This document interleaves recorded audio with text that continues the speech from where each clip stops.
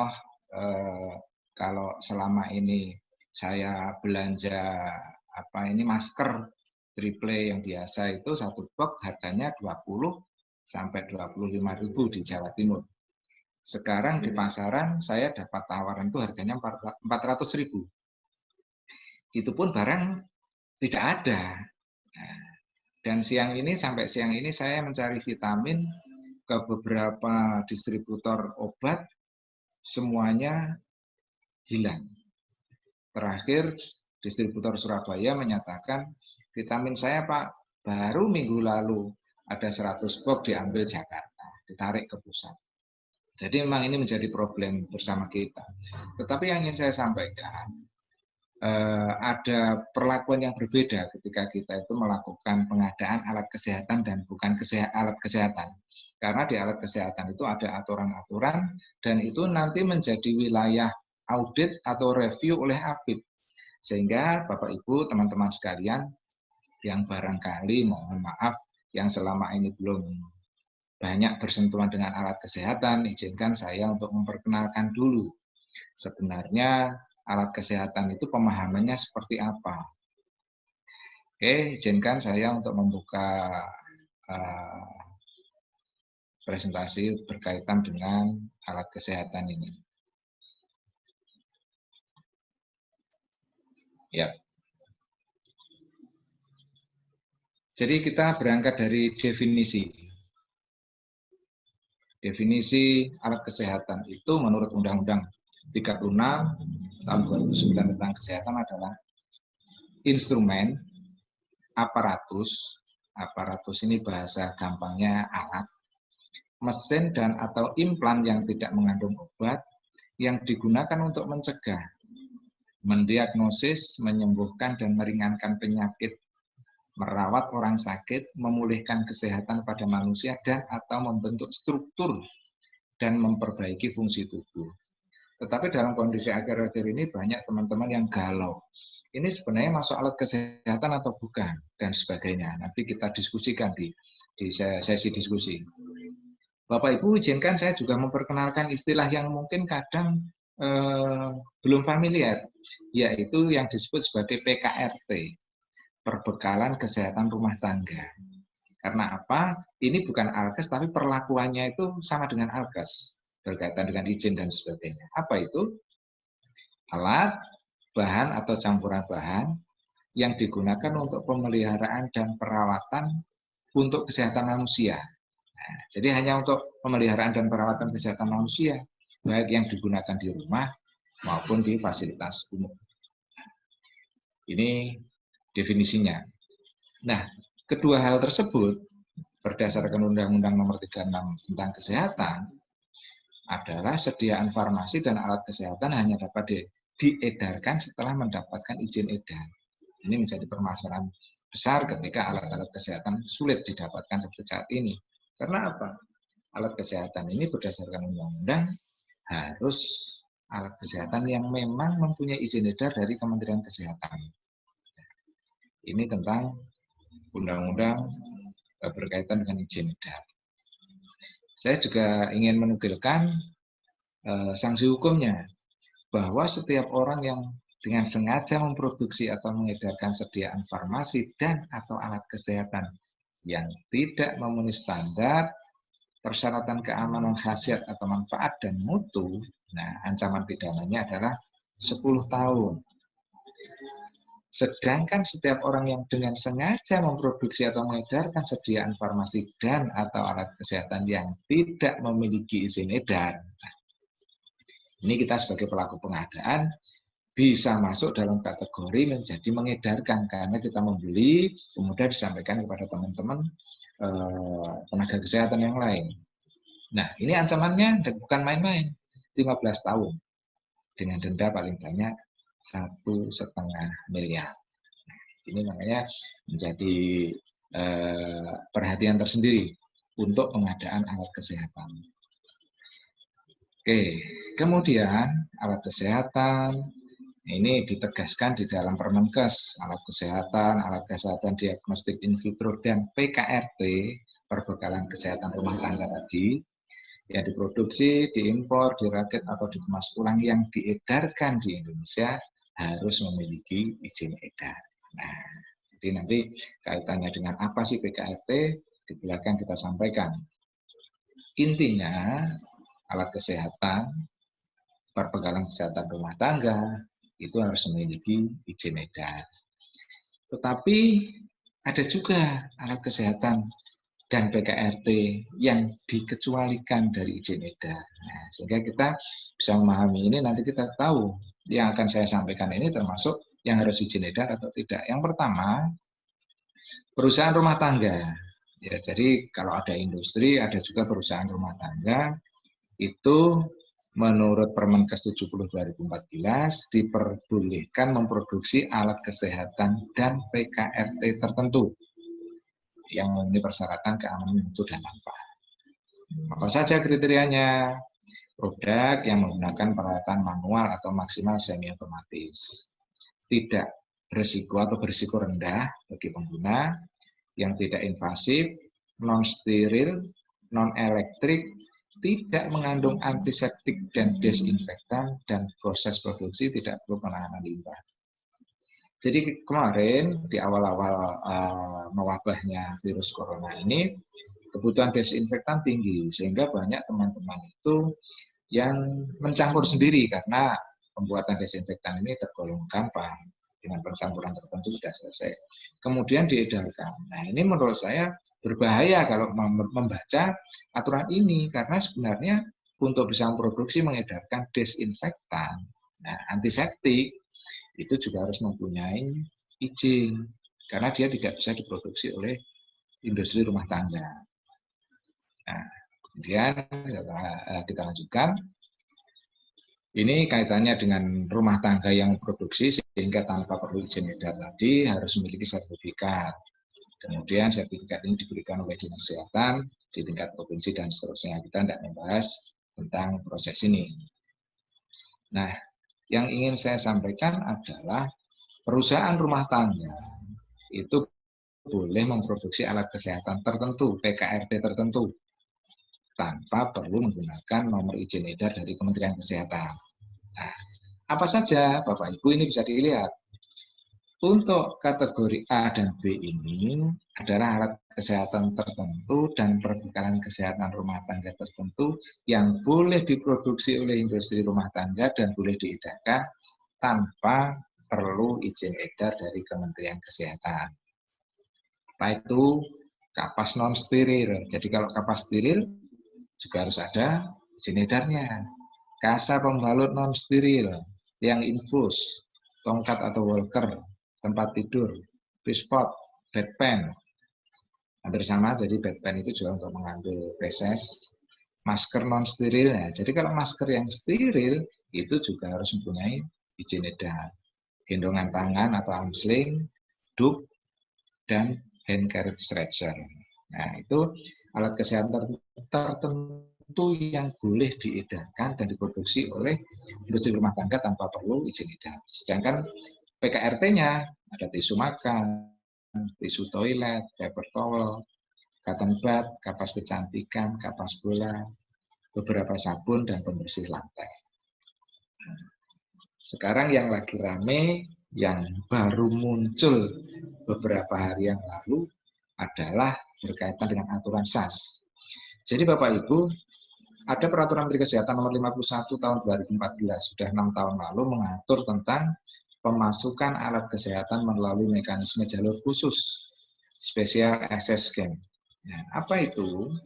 Yaitu impor barang alat kesehatan dari luar negeri yang tidak perlu memiliki izin edar, tetapi alat itu sangat dibutuhkan ke dalam wilayah Indonesia melalui jalur khusus. Jadi mohon maaf Bapak Ibu, kalau kita punya keluarga yang sakit, kebetulan memerlukan alat yang didatangkan dari luar negeri, misalkan alat itu tidak ada di sini, itu boleh tanpa izin edar, tapi memang harus ada izin khusus dari Kementerian Kesehatan yang disebut dengan SAS ini.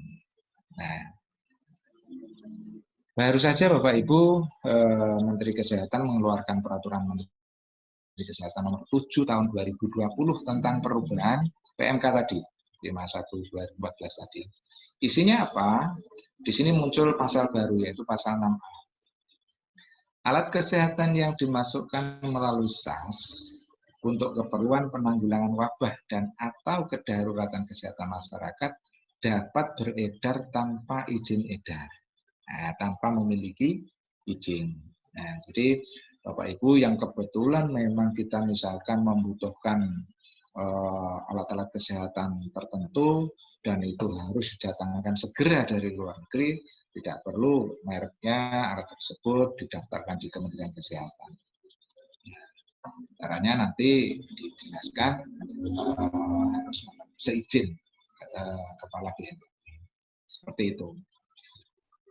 Pemasukan alat kesehatan dimaksud diberikan pengecualian tata energi impor sesuai dengan ketentuan peraturan perundang-undangan. Selanjutnya, Menteri Kesehatan juga mengeluarkan keputusan Menteri Kesehatan nomor HK 0107 tahun 2020 tentang alat kesehatan diagnostik in vitro, dan perbekes PKRT yang dikecualikan dari perizinan tata niaga impor. Jadi di dalam keputusan Menteri ini yang saya kutip, pemasukan alat kesehatan diagnostik in vitro dan PKRT ke dalam wilayah Indonesia dalam rangka penanggulangan COVID-19 dikecualikan dari perizinan tata niaga impor. Ini dipermudah.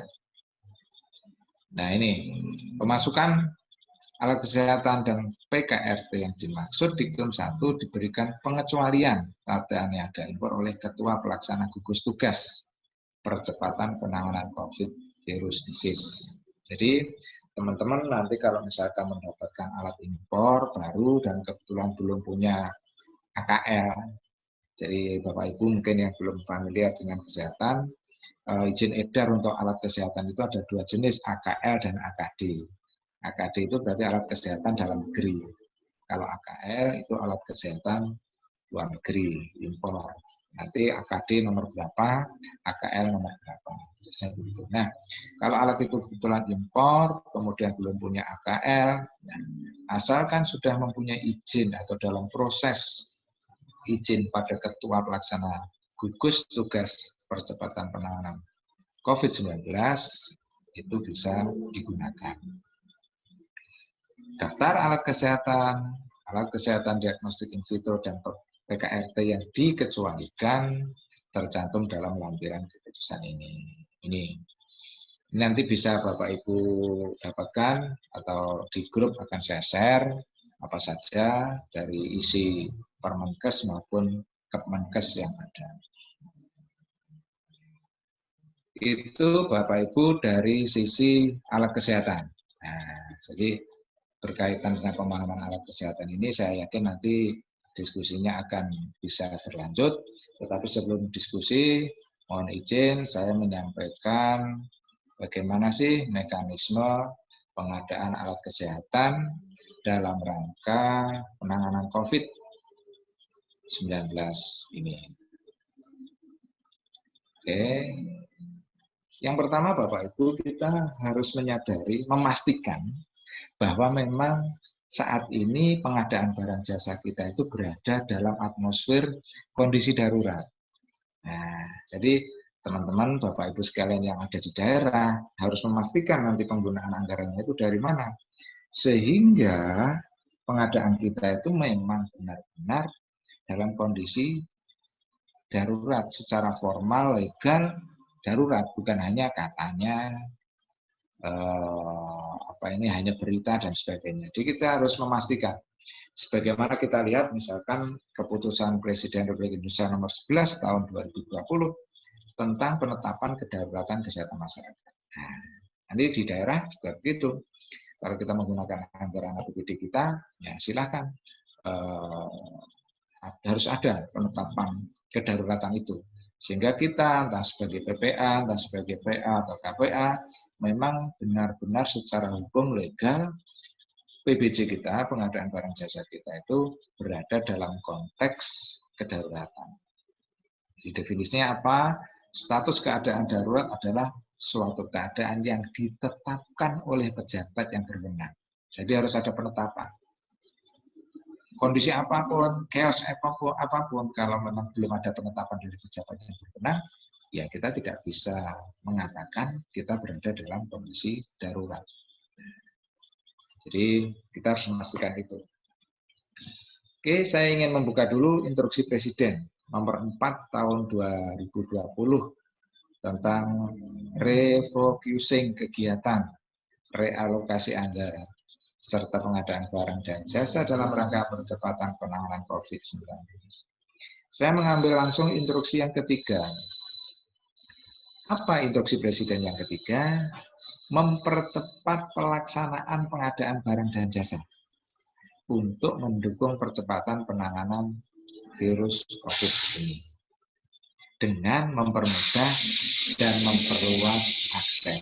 Artinya apa Bapak Ibu?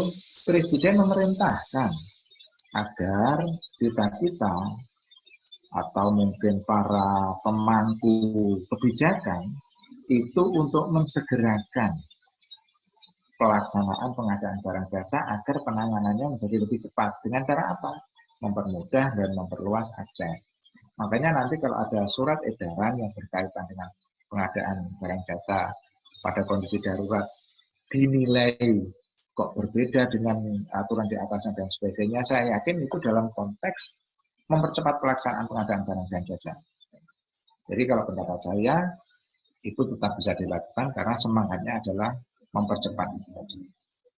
Tetapi kita harus paham, ada instruksi yang kelima, melakukan pengadaan barang dan jasa alat kesehatan. Nah ini, dan alat kedokteran untuk penanganan COVID dengan memperhatikan barang jasa sesuai dengan standar yang ditetapkan oleh Kementerian Kesehatan. Makanya di awal tadi saya ingin menyampaikan beberapa aturan yang dikeluarkan oleh Kementerian Kesehatan berkaitan dengan alat kesehatan.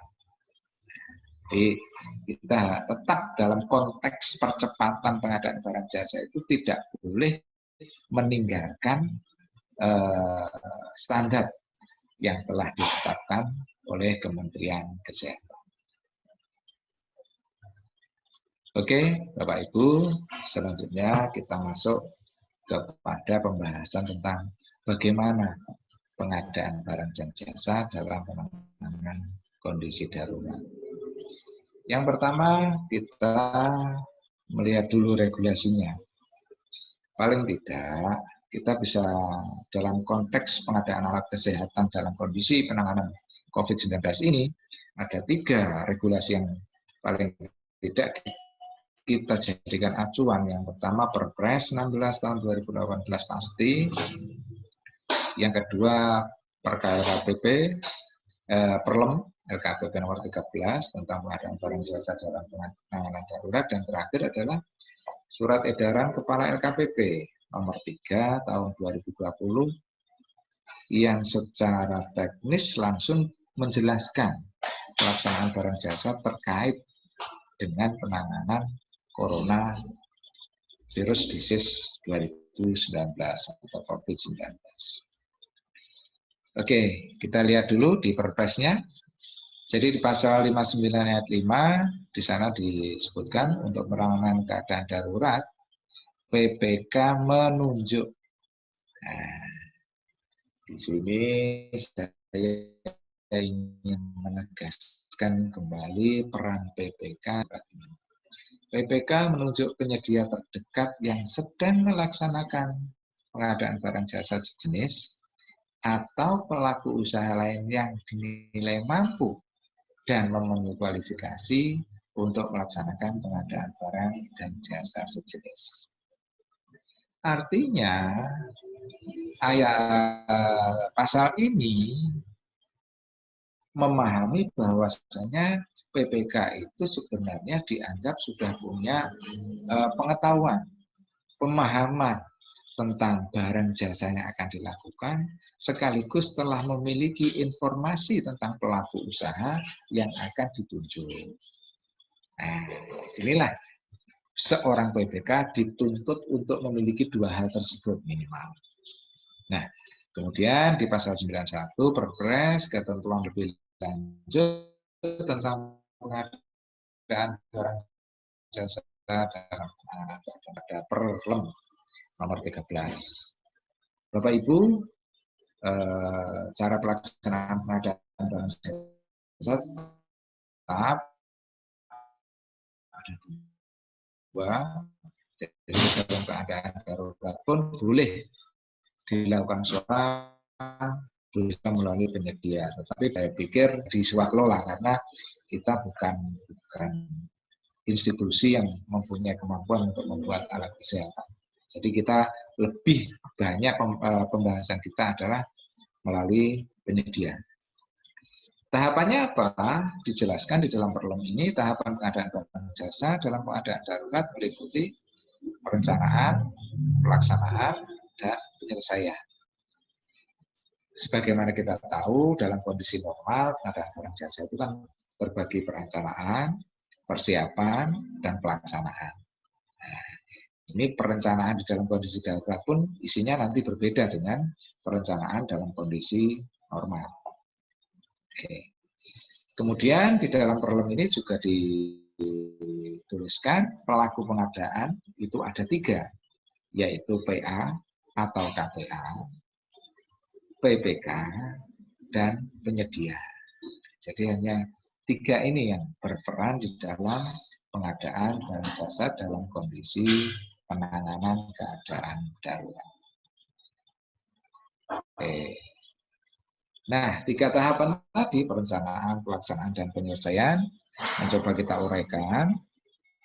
Perencanaan itu apa yang harus dilakukan? Yang pertama adalah identifikasi kebutuhan barang jasa.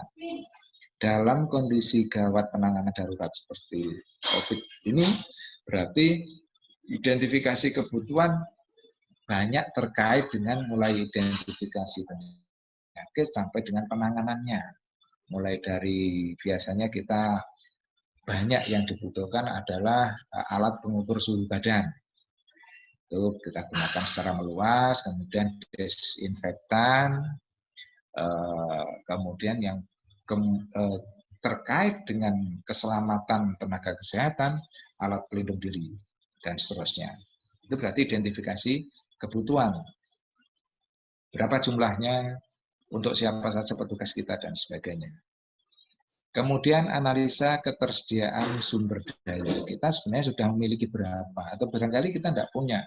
Jadi pengalaman saya ada beberapa puskesmas yang harus menjadi tempat untuk penanganan awal pasien COVID.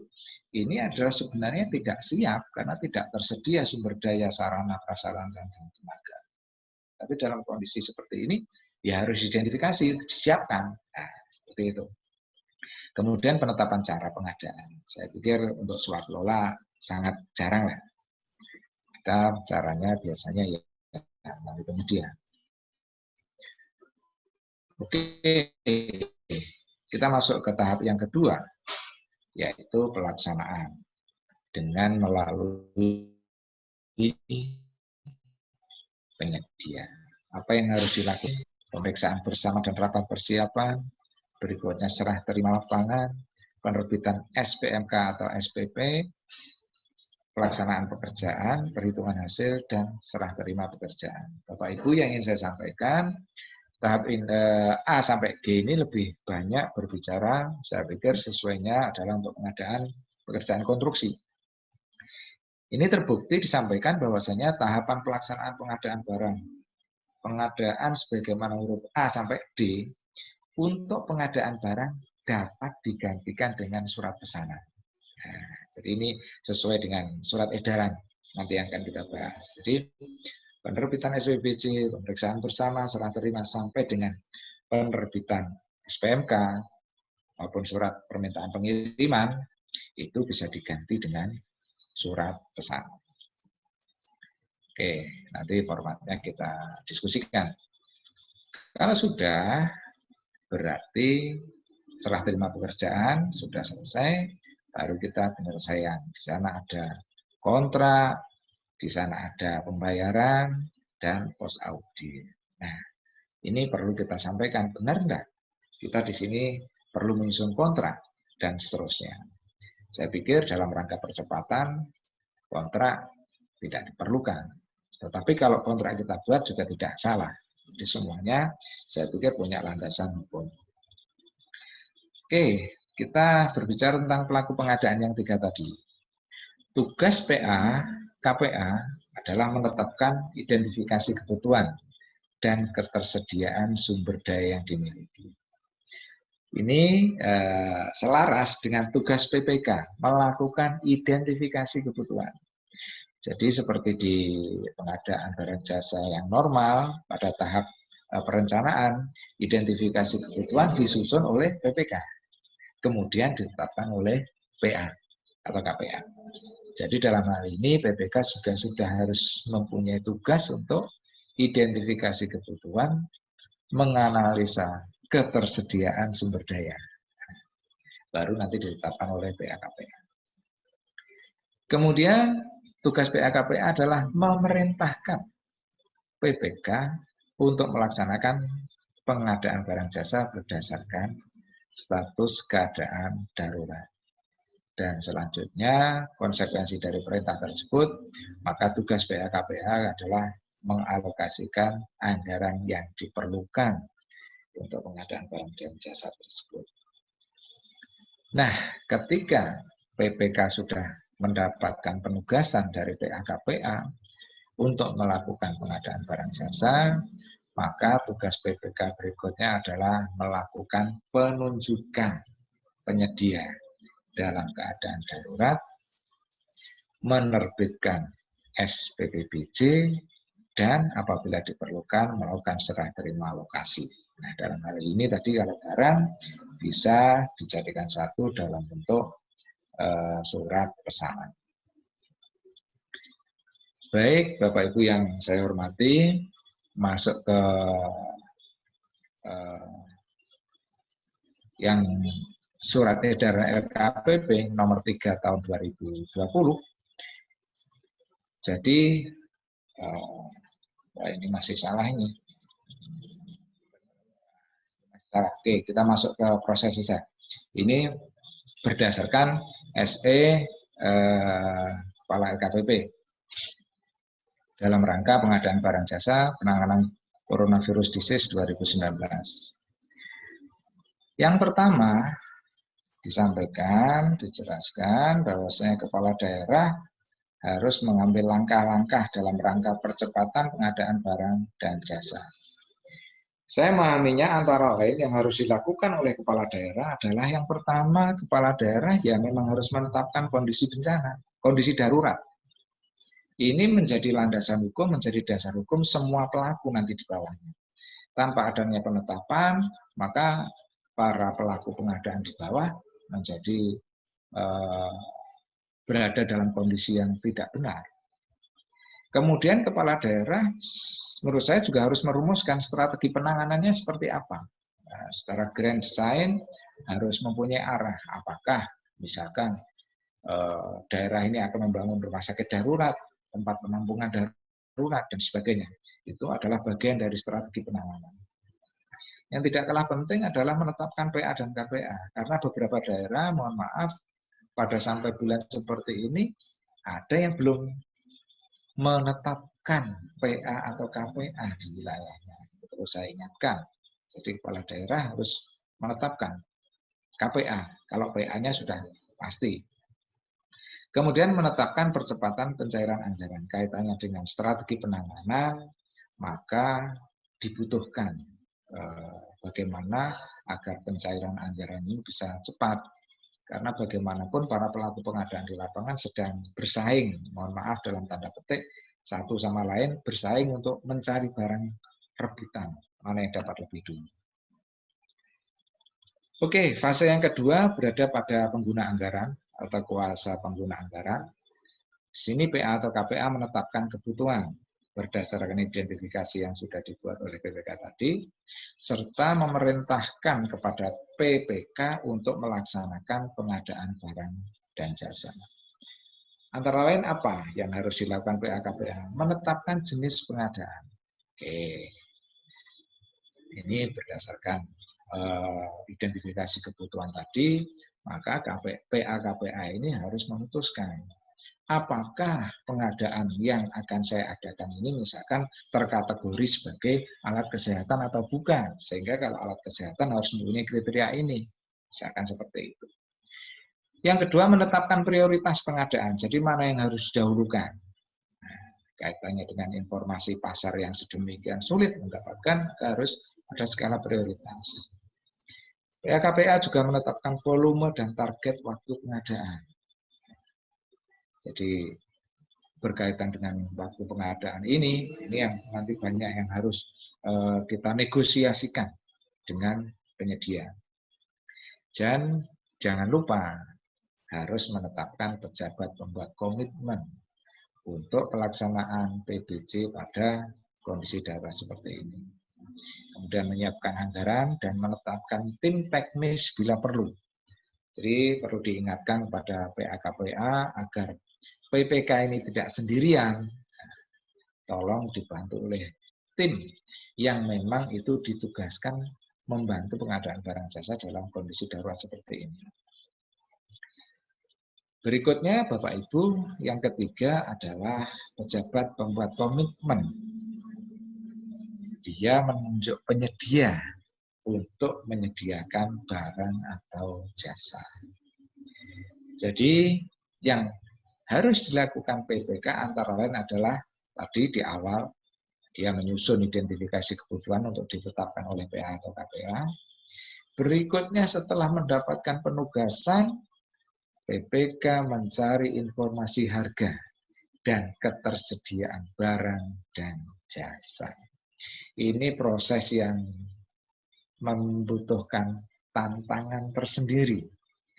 Dan Bapak Ibu, saya pikir sebagai PPK sudah sangat paham kemana mencari informasi, bagaimana caranya, dan sebagainya. Itu adalah dinamika di lapangan. Kemudian, kalau memang sudah mendapatkan informasi terkait dengan barang yang dibutuhkan, baru memastikan penyedianya memang bersedia. Kalau kita main asal tunjuk penyedia tidak bersedia, ya kita akan bekerja tidak efektif. Jadi secara non formal supaya kita negokan, barang ada harga sekian, baru kita buat surat penunjukannya. Kemudian bagi penyedia kalau sudah ditunjuk dan menyatakan sanggup, maka dia harus mengerjakan pekerjaan itu. Tetapi dia punya beberapa hal. Yang pertama, bagaimana dia bisa ditunjuk di dalam SE ini. Nah, penyedia yang bisa ditunjuk itu antara lain pernah menyediakan barang sejenis pada instansi pemerintah. Karena kita PPK tidak melakukan proses kualifikasi, dan relatif pengadaan alat kesehatan ini penyedianya juga seperti saya di kabupaten di daerah itu penyedianya berada di kota besar, bukan di sekitar kita. Barangkali kita tidak mengenal dan sebagainya, maka sebagai langkah pengamanan SE ini mensyaratkan antara lain adalah dia memang pernah menjadi penyedia barang sejenis. Jadi kalau alat kesehatan ya berarti pernah menjadi penyedia alat kesehatan pada instansi pemerintah. Atau yang paling aman, yang paling safe itu kalau dia sekaligus menjadi penyedia pada e-katalog. Nah, itu paling aman. Tetapi kalau misalkan keduanya tidak terpenuhi, itu pun juga tidak tegas dilarang. Tetapi PPK harus mempunyai strategi tertentu agar penyedia yang nanti ditunjuk memang benar-benar mampu melaksanakan pekerjaan tersebut. Ya. Penunjukan penyedia alkes. Nah, ini teman-teman sekalian yang memang sudah berkecimpung di alkes bisa diskusi di sini. Menurut saya, PPK harus melakukan analisa pasar, meliputi ketersediaan dan harga. Jadi sebagaimana kita ketahui pada kondisi seperti ini, day by day harga itu bisa berganti. Saya pengalaman secara pribadi, hari ini mengatakan iya, 1 jam lagi bisa ditelepon, maaf Pak, barang sudah habis, dan seterusnya. Itu adalah dinamika di lapangan. Kemarin perusahaan vitamin, distributor obat besar menyatakan bersedia. Tapi malamnya telepon ke saya, Pak, mohon maaf, vitamin semua diangkut ke pusat karena ini menjadi perintah pemerintah pusat. Jadi kita di daerah akhirnya juga dikalahkan dan seterusnya. Ini adalah dinamika di lapangan. Yang kedua, kita harus punya keyakinan bahwasanya memang penyedia itu mampu dan bersedia untuk melaksanakan pekerjaan sesuai syarat. Apa syaratnya? Nah, nanti teman-teman kita sampaikan bahwasanya salah satu persyaratan penyedia itu adalah dia harus bersedia untuk membuat menyusun bukti bahwasanya harga yang kita laksanakan pengadaan ini adalah harganya masih wajar. Nah, nanti kita bahas berikutnya. Selanjutnya kita melakukan negosiasi terhadap penyedia berkaitan dengan kualitas, jumlahnya, harganya, waktunya, dan cara pembayaran. Nah ini hati-hati. Teman-teman, beberapa penyedia minta ke saya untuk uang muka dulu. Tidak tanggung-tanggung, 50%. Pada saat PO dibuat, dia minta 50%. Nanti barang mau dikirim, saya harus membayar lagi 50%.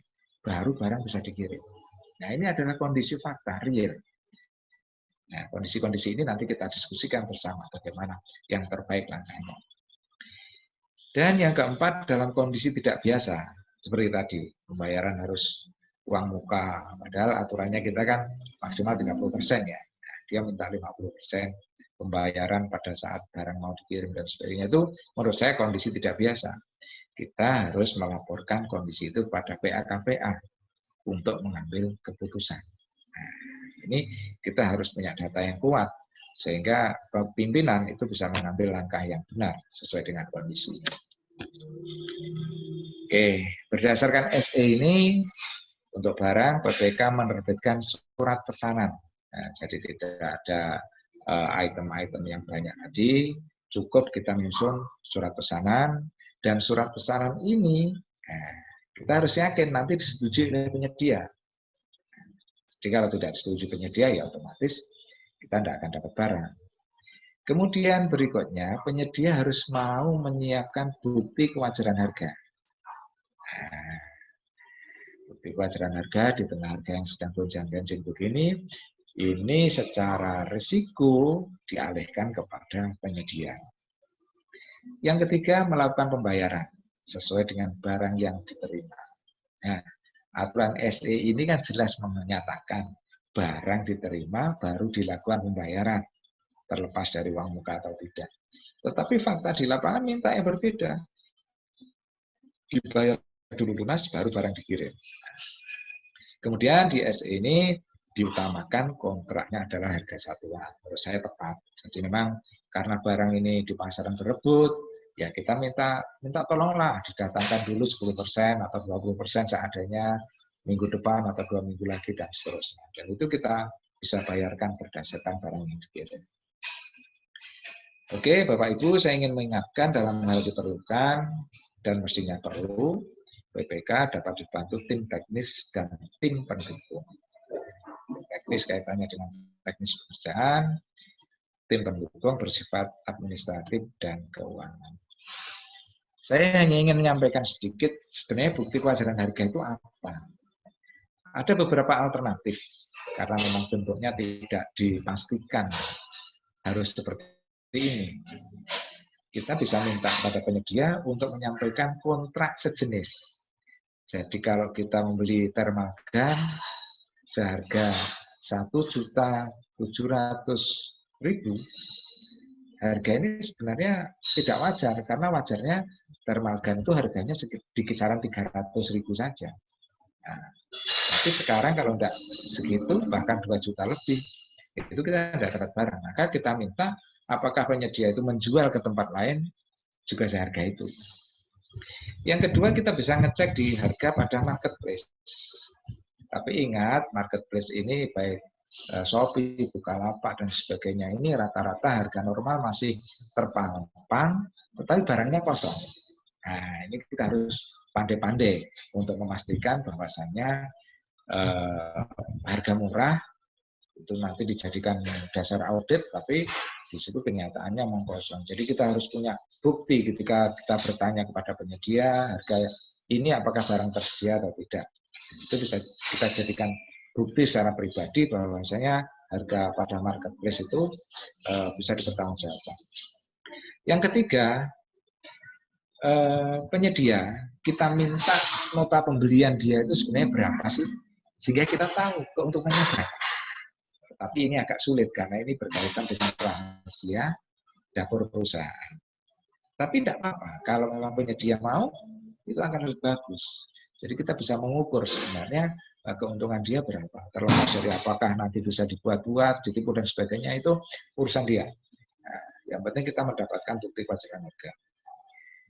Dan Bapak Ibu, ini sudah saya lakukan ke penyedia saya minta surat pernyataan bahwasanya penyedia itu bersedia bertanggung jawab atas kewajaran harga pada pengadaan barang jasa ini.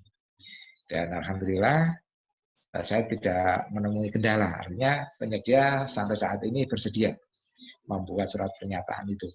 Dan surat pernyataannya memang saya buat. Beliau tinggal tanda tangan saja. Nah, nanti formatnya seperti apa kalau dibutuhkan bisa saya share.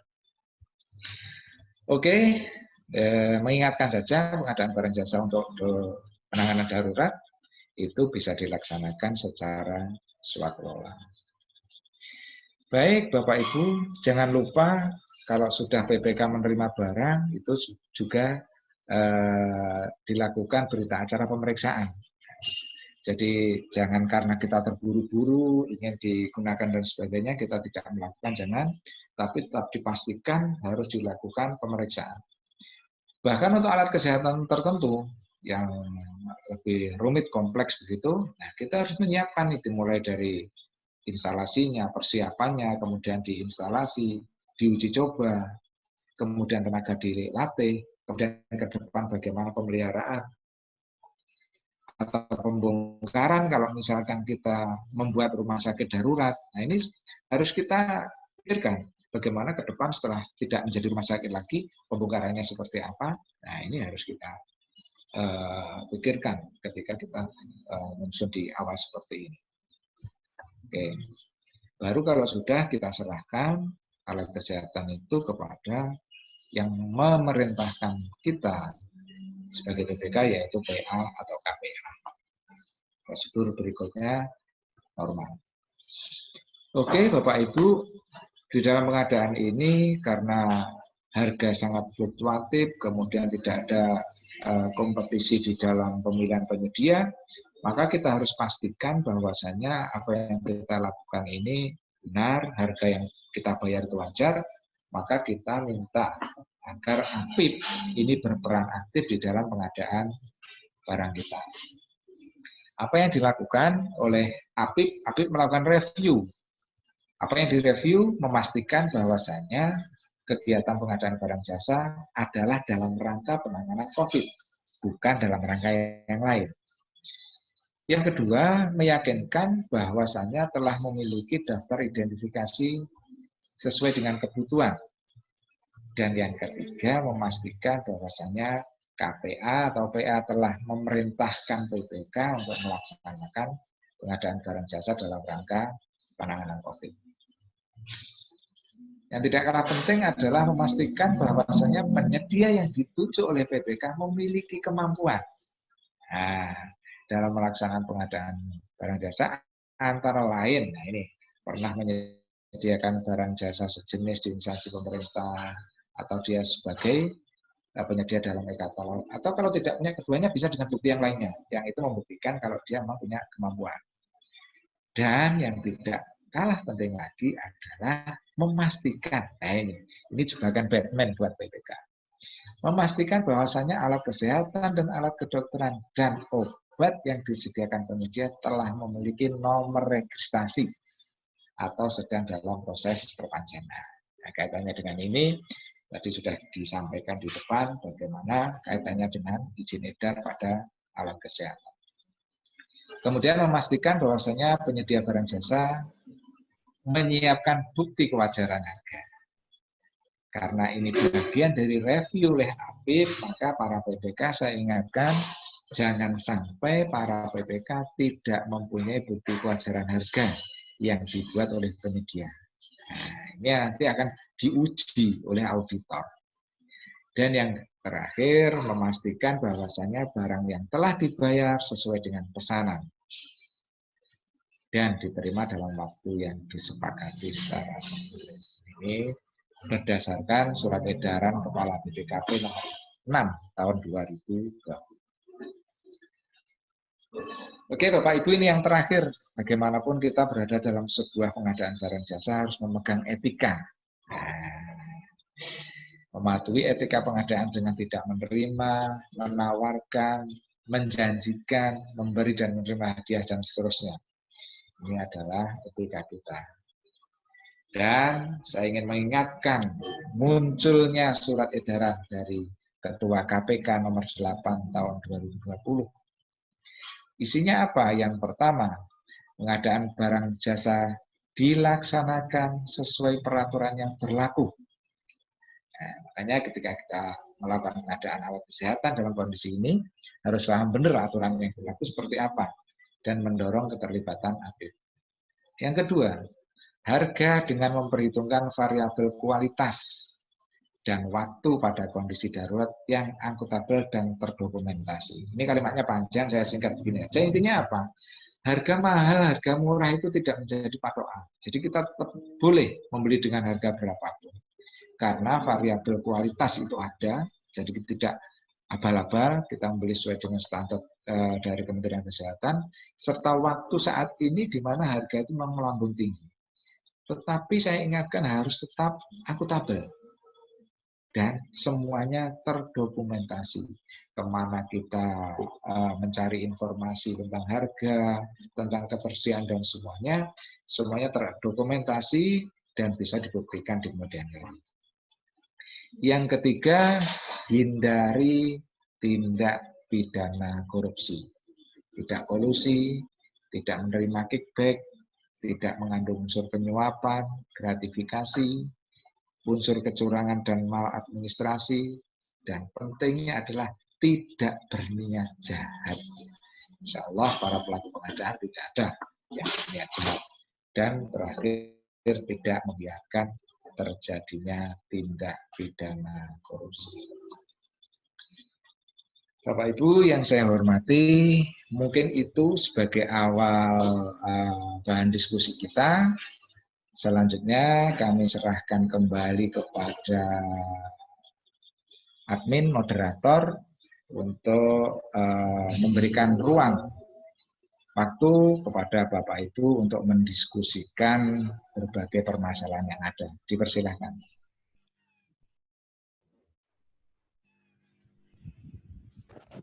Baik Pak Zuri, terima kasih. Bapak Ibu, kita akan mulai sesi tanya jawab. Jadi untuk tata tertibnya biar tidak tidak berebutan. Jadi tata tertibnya seperti ini. Bapak Ibu chat di Zoom group nama spasi instansi. Setelah saya panggil namanya oleh host Mbak Neno akan di-unmute. Setelah di-unmute, Bapak Ibu boleh bertanya langsung ke Pak Zuri. Monggo yang jadi chat di Zoom grupnya, bukan di grup WA ya Bapak Ibu. Bapak Ibu ketik nama spasi instansinya.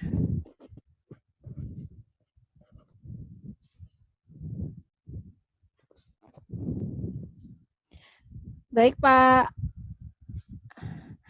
saya persilakan dulu pertama kali untuk Bapak Abdul Wahid Purnomo di Donggala ya.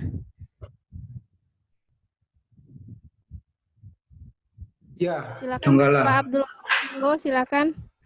Dari UKPBJ Kabupaten Donggala ya Pak. Monggo ya, silakan ya. Pak Purnomo. Ya, makasih. Assalamualaikum warahmatullahi wabarakatuh. Waalaikumsalam warahmatullahi wabarakatuh.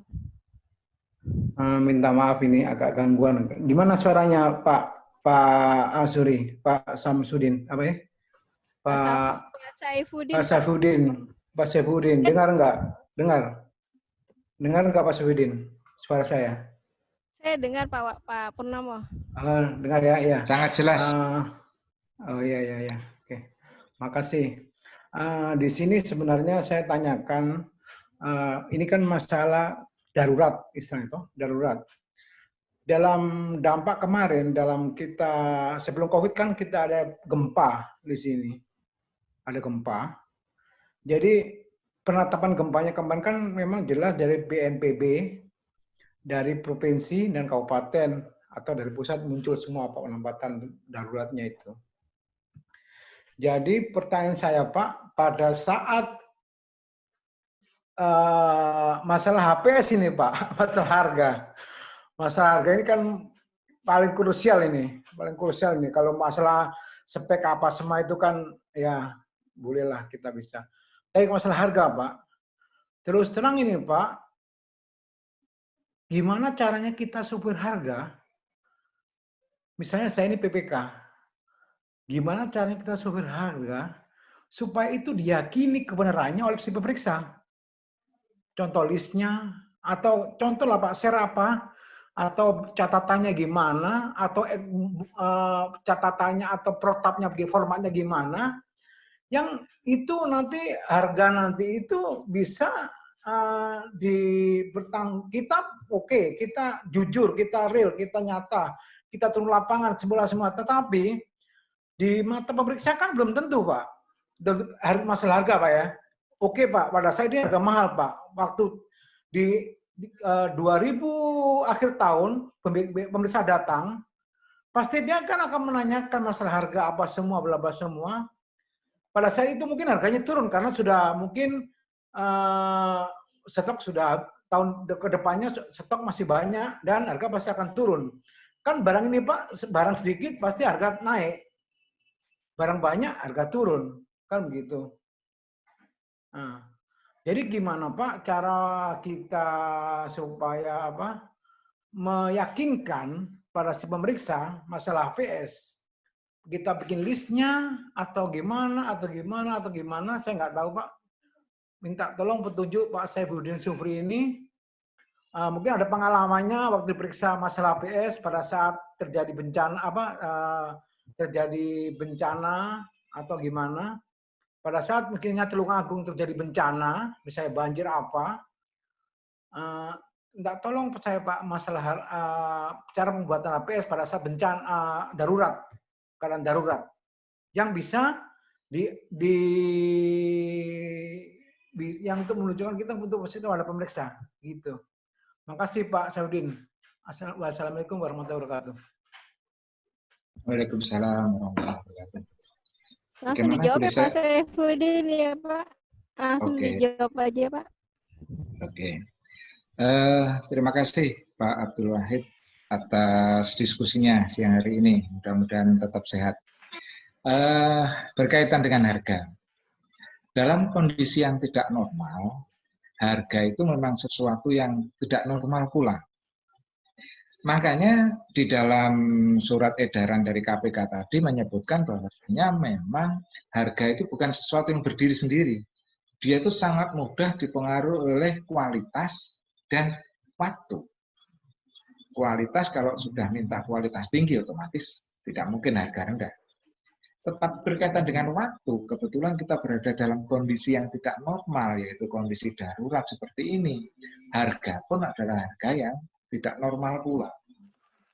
Nah, sebagai contoh tadi, alat untuk mengukur suhu tubuh, saya sampaikan termogan tadi, termogan, kalau biasanya harga normal 300 di Jawa Timur, sekarang barusan saya beli 1.700.000. Itu pun sebelumnya 2 juta lebih tetap saya kejar.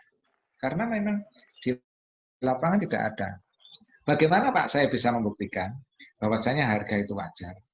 Yang pertama, saya memang punya dokumentasi bahwasanya saya ini mencari informasi dari banyak tempat. Yang pertama, saya yang lebih sering itu adalah dari marketplace, Pak. Entah itu Shopee, Bukalapak, Tokopedia, semuanya yang menjual itu saya chat, saya tanya. Misalkan dia menawarkan harga 350.000, saya chat, apakah barang masih ada? Ternyata 100% menjawab barang tidak ada. Atau tidak menjawab. Atau kalau harga misalkan sekitar 900-an atau di bawah 1 juta, itu mesti penyedianya itu ada di Cina. Dengan pengiriman entah berapa lama, tidak bisa dijamin. Itu tetapi bukti-bukti itu saya screenshot Pak. Saya print dan sebagainya, saya file. Jadi ini adalah bukti saya. Yang kedua, saya juga WA kepada teman-teman penyedia yang saya kenal. Punya enggak alat ini? Punya enggak alat ini? Dan seterusnya. Kalau kebetulan punya, pasti akan saya tanya, berapa sih harganya? Rata-rata, ya semua yang selama ini saya temui, menjawabnya mesti harga sekarang, Pak. Jadi harga sekarang berapa? 2 juta. Boleh nego dikit, turun dikit, dan sebagainya. Itu chat dari WA itu adalah bukti saya ketika saya mencari informasi, sumber harga, dan mencari ketersediaan barang di pasaran. Nah, sekarang yang ketiga, SELKPP ini memberikan pertolongan buat PPK juga. Apa itu? Penyedia harus mau menyediakan bukti kewajaran harga. Nah, sebelum saya membuat surat pesanan, Bapak, mesti saya tanya dulu, Anda mau enggak membuat surat pernyataan atau bukti bahwasannya harga Anda wajar? Alhamdulillah sampai saat ini penyedia saya semuanya mau. Karena dia juga yakin harga dia itu wajar keuntungannya. Jadi dia menjual harga 1.700.000 katakan ya, pajak dan sebagainya, katakan tinggal terima 1.500.000, dia tidak tahu belinya berapa, tetapi dia sangat yakin wajar. Pastinya dia membeli di atas 1 juta. Nah, kalau dia bohong, misalkan belinya 300.000, dijual sekarang menjadi 2 juta, tidak akan pernah berani. Nah, itu sudah saya buatkan berita acaranya atau surat pernyataannya. Kalau dia mau buat sendiri silahkan, kalau enggak ini saya siapkan, beliau tinggal tanda tangan di materai. Nah, itu adalah dokumentasi bagaimana saya sebagai PPK itu mencari harga yang memang di pasaran saat ini sedang berlaku. Ketika saya bertemu dengan sesuatu yang tidak mampu saya putuskan sendiri sebagai PPK, Bapak, contohnya tadi, penyedia minta uang muka 50%. Atau kemudian sebelum dikirim, pekerjaan selesai, dibuat, mau dikirim, saya disuruh transfer sisanya. Itu saya buatkan surat kepada PA atau KPA yang memerintahkan saya. Ini loh kondisi di lapangan seperti ini. Nah, ketika kondisi di lapangan seperti itu, saya mohon petunjuk PA, KPA untuk membuat keputusan. Saya tetap harus beli dengan konsekuensi bayar duluan, atau saya tidak beli aja, tidak apa-apa. Karena yang punya uang adalah PA. Yang paling tahu kebutuhan di lapangan adalah PA. Apakah PA berani mengorbankan uangnya demi kebutuhan tenaga kesehatan? Atau biarkan tenaga kesehatan mati aja, yang penting uang saya utuh, misalkan begitu, ya silakan. Itu adalah keputusan di PA. Tetapi kita memberikan masukan, dan sebagainya. Nah, nanti kalau PA sudah membuat arahan, petunjuk, perintah, baru kita. Ini mohon maaf, ini adalah mitigasi risiko yang saya buat. Jadi teman-teman, Bapak Ibu boleh juga tidak setuju dengan saya, tetapi ini sudah saya lakukan. Mungkin itu, Pak Abdul Hamid. Ya, gini Pak, saya mau tanya Pak, Bapak kan pengalaman sudah ya, mungkin jadi PPK, sudah jadi Pokja, apa ya, semua ini. Ya. Gini Pak, saya ini mau tanya, pada saat keadaan darurat itu kan muncul terjadi transaksi-transaksi, ya. Kenapa? Halo, G, ya. Mohon maaf, G, karena ini kan biar gantian. Satu pertanyaan saja nggak Pak ya? Nanti kalau ada pertanyaan lagi. Nggak dengar. Dengar Pak? Halo, nggak dengar. Halo. Putus-putus. Iya. Iya. Mohon satu pertanyaan dulu. Nanti kalau misalnya yang lain sudah, karena ini sudah ada juga yang daftar di grup chatnya. Oh iya, nggak apa-apa. Ya, nanti setelah misalnya sudah semua, masih ada belum pertanyaan, saya alihkan lagi ke Pak Purnomo, nggih. Oh iya, makasih. Iya. Nggih, baik Pak Purnomo, mohon maaf nih. Selanjutnya Pak Mahrus Ali dari Dinas Kesehatan Kota Probolinggo. Sebentar, ya, terima kasih. Ya, monggo silakan Pak. Tes, masuk suara saya? Masuk, halo? Pak. Masuk ya? Ya, silakan. izin bertanya dalam satu sesi ya, mungkin ada 3 pertanyaan. Tidak apa-apa ya. Yang pertama adalah, dan tidak akan bertanya lagi sudah setelahnya. Yang Ya, pertama baik, Pak. adalah terkait kondisi darurat tadi disebutkan di awal 31 Maret 2020. Terkait ini kami di Kota Probolinggo sudah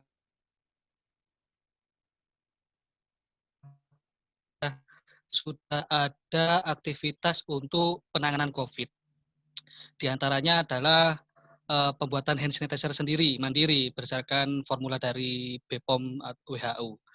Itu apakah belanja-belanja seperti ini sebelum 31 Maret itu bisa tidak dipermasalahkan. Terus yang kedua, itu adalah ada dari penanganan COVID ini muncul kebutuhan APD, hand sanitizer sendiri tadi, terus thermal gun dan sebagainya. Itu PPKOM kami ada ke penyedia yang menurut beliau kompeten dan bisa melaksanakan pengadaan barang seperti yang disebutkan tadi. Cuman dalam prakteknya karena keterbatasan barang, jadi ada beberapa barang yang karena ini ada tim, itu ada beberapa barang katakanlah seperti botol plastik untuk menampung hand sanitizer itu di di tempat kami melakukan pembelanjaan ke toko-toko plastik yang ada di daerah Kota Probolinggo.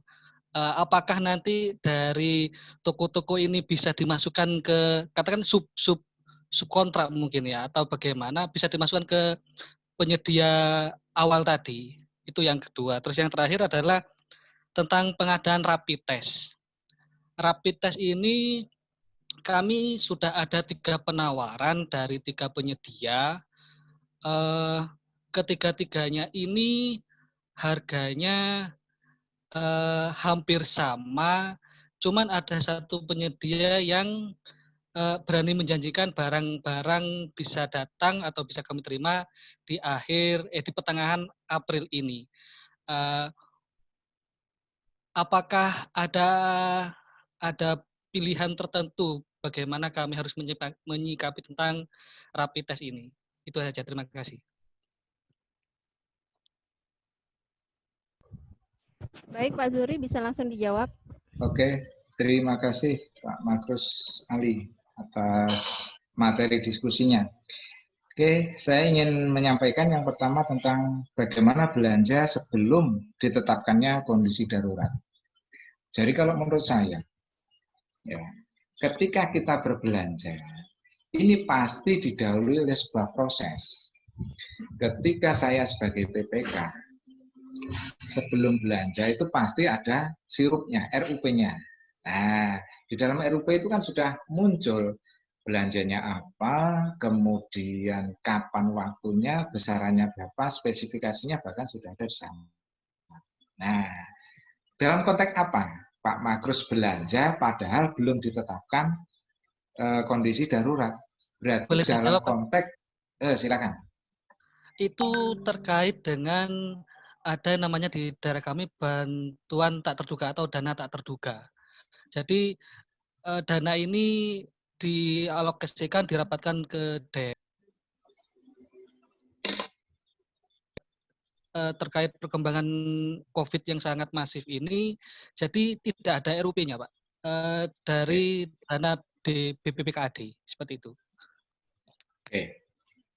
Jadi kalau seperti itu, tadi di dalam SE LKPP itu yang pertama adalah kepala daerah membuat kebijakan. Cantolanya ke sana. Kalau itu merupakan kebijakan dari kepala daerah, berarti kita akan pelaksana dari kebijakan itu. Bukan kita yang buat kebijakan kan, saya begitu. Jadi itu mengalir.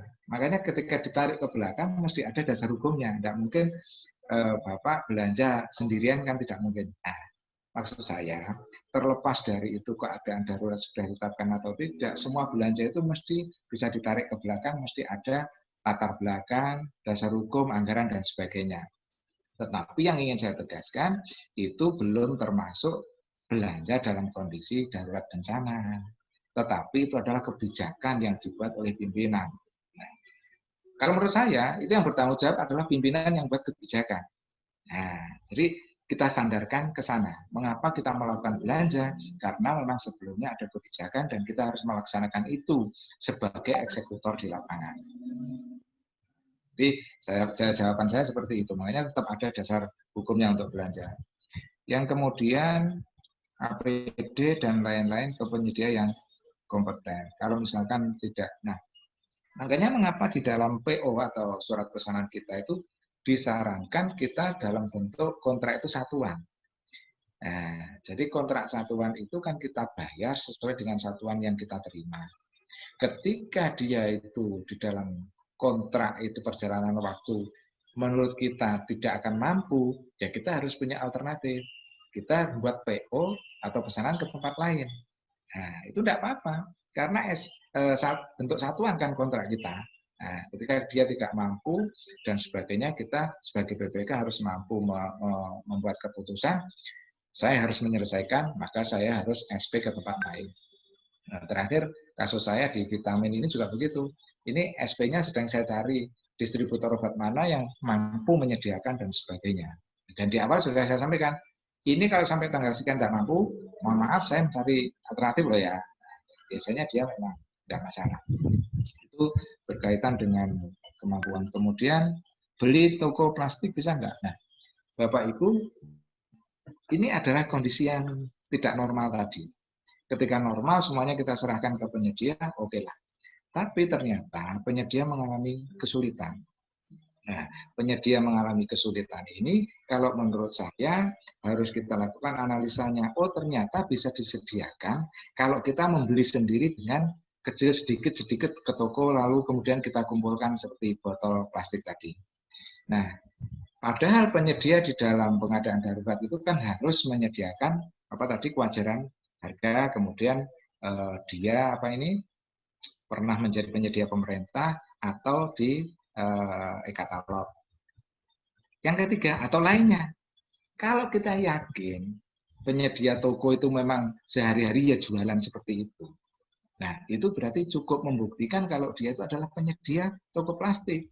Bisa kita foto, bisa kita buatkan berita acara diketahui RT atau tetangganya dan sebagainya, apapun bentuknya. Tetapi kalau diaudit, kita membeli itu memang ke toko yang memang jualan plastik. Bukan rumah kosong yang kita sulap seolah-olah menjadi toko plastik, bukan. Nah, itu saya serahkan ke Bapak Ibu bagaimana membuktikan. Nah, tapi pada intinya menurut saya boleh penjenengan membeli plastik atau botol plastik di toko yang memang tiap hari jualan itu. Nah, nanti pembuktiannya silahkan BPK untuk membuat berita acara dan sebagainya lah. Jadi jangan gara-gara penyedia kesulitan plastik terus kita membiarkan saja akhirnya pekerjaan kita gagal. Menurut saya tidak elok juga seperti itu. Yang penting kita sebagai BPK akuntabel, bisa dibuktikan kalau memang toko itu memang jualan botol plastik. Nah, seperti itu. Kemudian rapid test, ada 3 penyedia. Bagaimana memilih? Ya, jadi berarti kalau dikatakan ini ada persaingan di pasar. Ya alhamdulillah kalau memang pasar ini bersaing, mereka akan berkompetisi. Nah selama ini kan tidak bersaing, kita yang mencari. Ketika ada kompetisi ya kita mencari yang terbaik dong. Kalau ketiga-tiganya itu kualitasnya memenuhi katakan, ya kita mencari yang paling menguntungkan buat kita. Yang pertama mungkin harganya. Yang kedua ya waktunya. Sekarang harga menurut saya tidak menjadi acuan utama. Yang pertama adalah waktu, karena kita berburu dengan waktu. Harga lebih mahal kalau dia lebih bisa memastikan waktunya, saya kejar. Karena pasien di lapangan nggak bisa ditunda-tunda, butuh segera. Nah, jadi itu menjadi dasar pemikiran kita, dan itu kita tuangkan dalam berita acara, Bapak, kalau bisa. Setahun lagi, 2 tahun lagi, kalau kita diaudit, mengapa dulu Pak Anda memilih merek itu? Kenapa ya? Nah, biar nggak lupa kita tulis. Merek A menyatakan tidak bisa memastikan waktunya. Merek B juga tidak bisa. Merek C berani memastikan waktunya. Ya sudah, kita buat di dalam PO kita, waktu penyelesaian katakan 2 minggu. Nah, ini justru ditunggu. Jadi, mahal-mahal dikit, tidak apa-apa, karena saya lebih mengutamakan waktu daripada uang. Tidak ada artinya uang kalau pasien saya mati. Nah, itu barangkali Pak Makhrus Ali. Jawaban saya mudah-mudahan bisa menambah diskusi kita menjadi lebih menarik. Terima kasih Mbak Obi. Oke. Baik Pak Mahrus, terima kasih. Selanjutnya Bapak Eko Budiono dari Dinas Kesehatan Provinsi Jawa Timur. Monggo Pak Eko. Terima kasih Mbak Obi. Ada beberapa yang saya tanyakan. Mbak Obi? Ya, halo? Iya Pak, kedengeran. Kedengeran Pak. Oh ya, ada beberapa yang saya tanyakan. Tadi itu disampaikan bahwa sekarang kan banyak alat kesehatan yang istilahnya tidak AKL ya, bisa langsung impor langsung kan gitu. Karena keadaannya memang darurat, mana yang lebih cepat kan gitu. Untuk itu Pak Saifuddin, gimana caranya kalau tidak ada AKL, istilahnya AKL itu kan ada tes kualitas.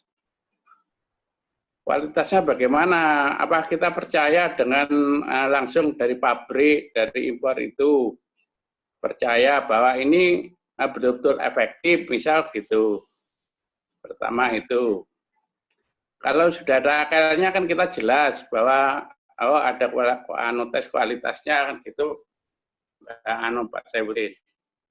Yang kedua, pengadaan ini kan tadi disampaikan oleh Pak Saifuddin, PAKPA memerintahkan ke PPK. PPK langsung ke penyedia. Langsung dibuatkan pesanan. Terus fungsi istilahnya kalau pengadaan di fungsi kita, pejabat pengadaan atau di Pokja, di URP, gimana Pak Saifuddin? Apa kita tidak istilahnya dilewati gitu ya? Terima kasih. Baik Pak Eko, silakan Pak Zuri untuk menjawab. Terima kasih Pak Eko Budiono dari Dinas Kesehatan Provinsi. Nah, yang pertama berkaitan dengan Alkes tidak mempunyai izin edar atau AKL. Ya, memang penomoran dan registrasi dari Kementerian Kesehatan sebagaimana kita ketahui semua adalah dalam rangka salah satunya menjamin mutu agar alat kesehatan yang beredar itu memang mempunyai standar mutu. Nah, tetapi ada hal-hal lain yang tidak bisa kita samakan kondisinya. Sehingga mulai tahun 2014 kan ada SAS tadi, bagaimana memasukkan alat kesehatan yang tanpa izin edar, itu pun sebenarnya sudah diperbolehkan 6 tahun lalu. Asalkan mekanisme dan caranya. Nah, termasuk sekarang dipertegas. Sekarang dipertegas bahwasanya dalam rangka kondisi penanganan darurat COVID ini, kita itu boleh mendatangkan alat kesehatan dan tidak perlu kita mintakan surat izin edarnya dari Kementerian Kesehatan untuk bisa kita jual ke masyarakat. Caranya apa? Minta izin kepada Satgas Nasional Penanggulangan Bencana. Nah, nanti kalau sudah diizinkan beliau, baru alat kesehatan ini boleh beredar tanpa surat atau nomor izin edar dari Kementerian Kesehatan. Bagaimana kualitasnya? Kualitas saya pikir sekarang menjadi tidak prioritas, Pak. Prioritasnya adalah keselamatannya. Nah, ketika kita membeli produk yang sudah berasal dari perusahaan yang kita yakini, misalkan perusahaan dari LG misalkan begitu ya. Selama ini produk-produk LG bagus. Berarti kita yakin yang lainnya nanti juga bagus dan seterusnya. Dan ini memang tidak bisa kita kendalikan, harus merek-merek yang selama ini terkenal. Tetapi karena masyarakat ini butuh, Pak. Jadi biarlah masyarakat ditangani dulu, baru nanti secara administratif bisa diurus. Tetapi satu syarat, memohon izin kepada Kepala Satgas Nasional bahwasanya saya diperbolehkan untuk menggunakan atau memperjualbelikan alat kesehatan ini. Dan sekarang izinnya sudah online, tidak perlu datang langsung ke sana. Gitu Bapak. Saya kalau membeli alat, saya biasanya nanya, Mas, ini ada AKD-AKL? Wah, mohon maaf Pak, ini baru impor. Oke, kalau baru impor, ada enggak izin dari BNPB? Oh iya Pak, sedang kita urus. Mana bukti urusnya? Nah, kalau ada bukti urus, saya berani membuat PO. Kalau tidak, terus terang, saya harus nunggu dulu. Urus, itu cuma online saja, sehari masih selesai, baru kita buat PO. Nah, itu untuk kita sebagai PPK. Yang kedua, PA memerintahkan PPK, kemudian PPK langsung menunjuk pada penyedia. Memang Pak, tadi saya sampaikan pelaku pengadaan di dalam kondisi darurat ini hanya 3, PA atau KPA, PPK, dan penyedia. Nah, jadi untuk pejabat pengadaan, Pokja, ini sementara ya berdoa dulu lah. Untuk PPK-nya mudah-mudahan PPK-nya selamat. Seperti itu. Jadi tidak apa-apa. Ini memang mekanisme yang serba harus cepat. Jadi kalau pejabat pengadaan atau Pokja itu kan menilai kualifikasi, kemampuan dan sebagainya. Ini berdasarkan keyakinan dan pengalaman PPK. Oh itu kira-kira mampu. Nah, oh itu menjadi penyedia di e-katalog, itu sudah punya pengalaman di instansi pemerintah, itu kita anggap mampu dan kita tunjuk. Nah, tentunya mekanisme di lapangan sebelum menunjukkan ngomong-ngomong dulu, punya barang dah, harganya berapa sih? Nah, itu kan informalnya begitu. Kalau sudah sama-sama oke, baru kita buat surat pesanan, sekian jumlahnya, waktunya sekian, uangnya sekian, saya buatkan, kemudian beliau menyetujui dan itu kita anggap sebagai sebuah surat pesanan. Jadi mohon maaf teman-teman ULP, Pokja, dan teman-teman pejabat pengadaan sementara membantu doa pada PPK.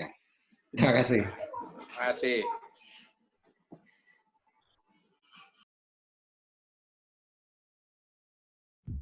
Baik Pak Eko, selanjutnya ke Ibu Ani Nurhaini dari Rumah Sakit Umum Daerah Muhammad Saleh Kota Probolinggo. Monggo Bu Ani. Terima kasih. Kedengeran ya Mbak Upi ya? Dengar Ibu. Halo. Ya, makasih. Iya Bu, dengar. Assalamualaikum Pak Suhri. Ngapunten Pak Suhri. Ini lama tidak ketemu. Mungkin waalaikumsalam. Saya satu-satunya pejabat pengadaan ini. Dari tadi makanya saya tanya kok PPBJ-nya nggak ada ya, kok PA sama ini aja ya. Berapapun nilainya itu semua PPK semua nggih Pak nggih. Berapapun nilainya nggih. Betul, berapapun nilainya. Oke. Soalnya sementara ini seperti biasa Pak. Masih PPK kita seperti yang kemarin Pak, ganti-ganti terus. Nah, ini yang baru. Ya, akhirnya saya tidak hanya membantu doa, tapi membantu actionnya juga. Untuk kami, Pak Zuhri, tahun ini, dalam pengadaan ini kami akan membuat satu ruangan yang bertekanan negatif. Yang bertekanan negatif. Kemarin teman-teman sempat kesulitan untuk mencari kode rekeningnya, tapi alhamdulillah ini sudah dibantu. Memang kita belum pernah melaksanakan itu.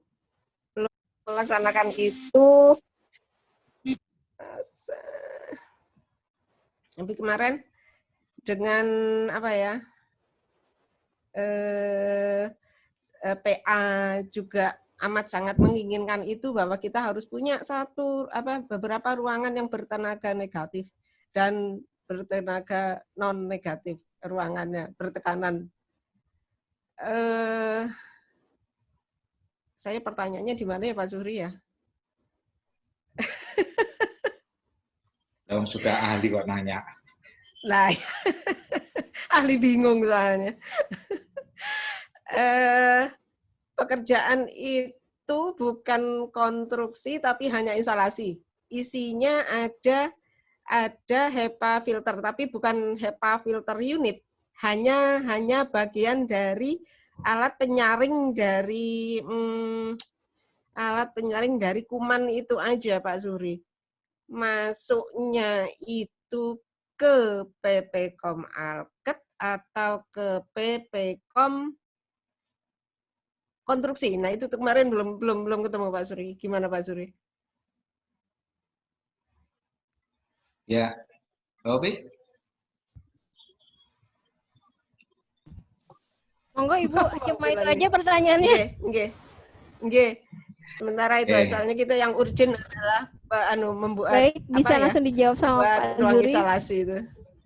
Okay. Ya Bu Ani, ini masih dalam kondisi monggo, darurat anggarannya atau kondisi normal? Gimana? Kondisinya ikut darurat. Ikut darurat ya dalam rangka penanganan COVID ini ya. Tadinya gini, DBHCHT yang awalnya kita untuk rehab ruangan biasa, akhirnya kita switch untuk merehab ruangan isolasi ini menunjang COVID-nya, Pak Zuri. Ya, oke, terima kasih. Jadi ini berarti kan tidak dilakukan tender dan sebagainya, langsung PPK menunjuk kepada penyedia yang mampu. Nah, alat itu sebenarnya yang pertama kita lihat dulu di katalog ada apa tidak. Kalau memang tidak, kita mencari di lapangan penyedianya itu, penyedianya.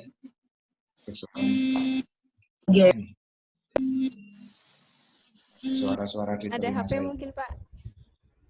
Ada. Oke, jadi kalau itu berkaitan dengan kebutuhan kesehatan, kebutuhan rumah sakit, pelayanan kesehatan, itu adalah sebuah sesuatu yang bersifat khusus, khas. Jangan pernah diberikan kepada orang yang tidak punya kemampuan. Ya. Contohnya kalau kita mau membuat ruang operasi, yang khusus teater itu, nah berarti itu adalah sesuatu yang bersifat khas dan miliknya rumpun kesehatan. Kalau penyusunan ruang operasi bertekanan negatif, sepengetahuan saya kemarin juga teman-teman di Puskesmas sedang merancang itu diserahkan kepada pekerjaan konstruksi yang mempunyai pengalaman di bidang kesehatan.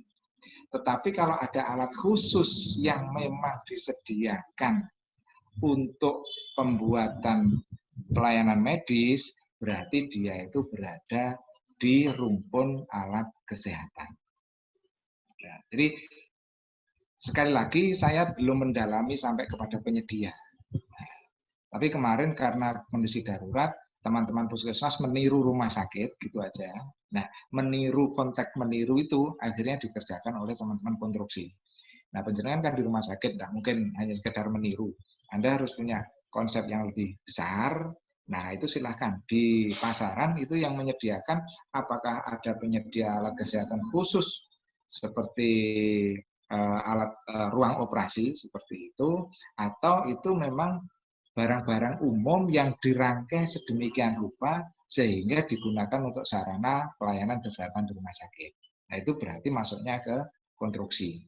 Karena tidak ada alat kesehatan pembuatan ruang operasi tekanan negatif itu, saya yakin tidak ada. Itu adalah rekayasa bagaimana agar kuman itu alurnya itu selalu keluar, tidak pernah masuk. Nah, itu teknologi yang bisa dikerjakan oleh siapapun, tidak harus orang rumah sakit.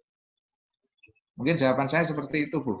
Jadi saya berdasarkan pengalaman saja, kemarin teman-teman puskesmas meniru bagaimana sih rumah sakit, kemudian ahli konstruksinya melihat, udah ini karena kita harus membuat ruangan dalam waktu 1 minggu, enggak ada, cuma beberapa hari harus jadi, pasien sudah menunggu, ya sudah, ini pada penyedia konstruksi.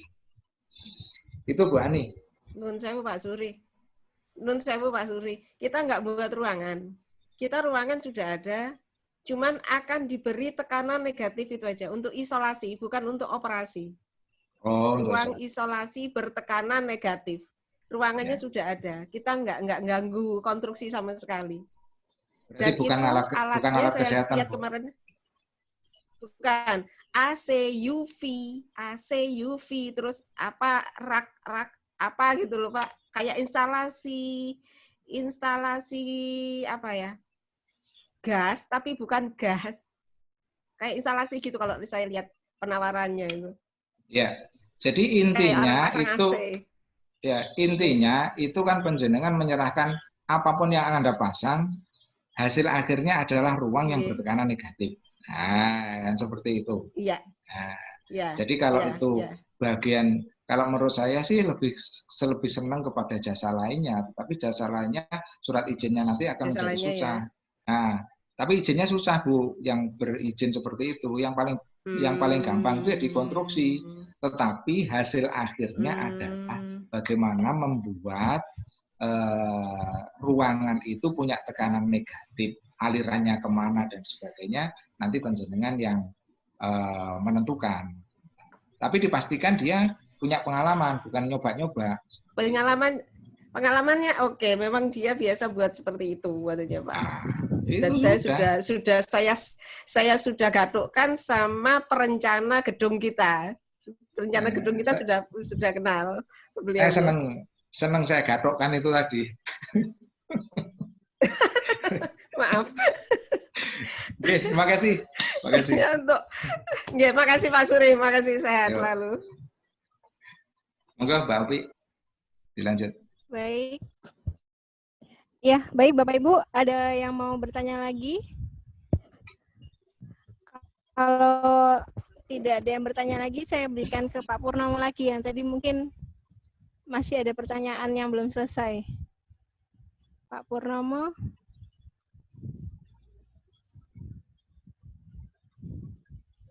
Belum dibuka. Makasih Mbak Opi. Iya Pak, monggo silakan Pak. Kembali lagi masalah itu tadi pada saat pemeriksaan, kan kita ini kan tidak luput dari pemeriksaan Pak Zuri ya. Ya. Jadi masalah